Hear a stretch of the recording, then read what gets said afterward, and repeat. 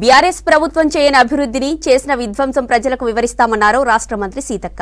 ఎన్నికల సమయంలో మాత్రమే గత ప్రభుత్వం నోటిఫికేషన్స్ వేసిందని, ఉద్యోగాలు మాత్రం భర్తీ చేయలేదని విమర్శించారు. కాంగ్రెస్ ప్రభుత్వం నర్సులకు నియామక పత్రాలు ఇస్తే బీఆర్ఎస్ రాజకీయం చేస్తోందని మండిపడ్డారు.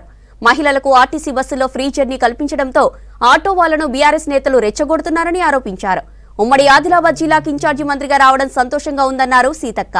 ఎమ్మెల్యేలు అధికారుల సహకారంతో ఉమ్మడి ఆదిలాబాద్ జిల్లా అభివృద్ధికి కృషి చేస్తానన్నారు. రేపు ఆదిలాబాద్ జిల్లాలో జరగనున్న సీఎం రేవంత్ టూర్ ప్రచార సభ ఏర్పాట్లను పర్యవేక్షిస్తున్నారు సీతక్క.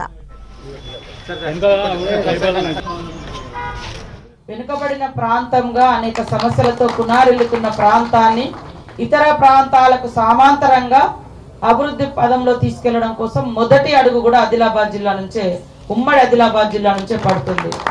కాబట్టి అందరూ కూడా సహకరించాలని కోరుతా ఉన్నాం.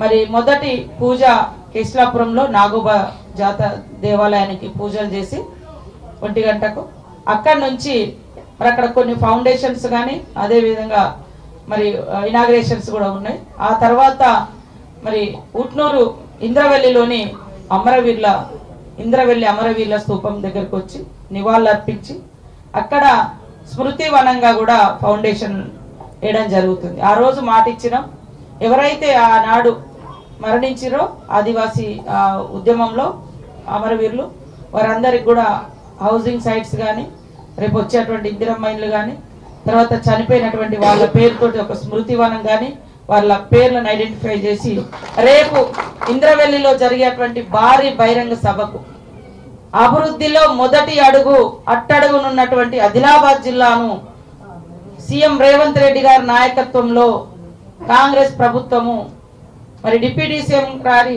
బట్టి విక్రమార్కన్న గారి యొక్క నాయకత్వంలో కాంగ్రెస్ ప్రభుత్వం ఎంచుకొని మొదటి అడుగు ఇక్కడి నుంచి వేస్తున్నారు.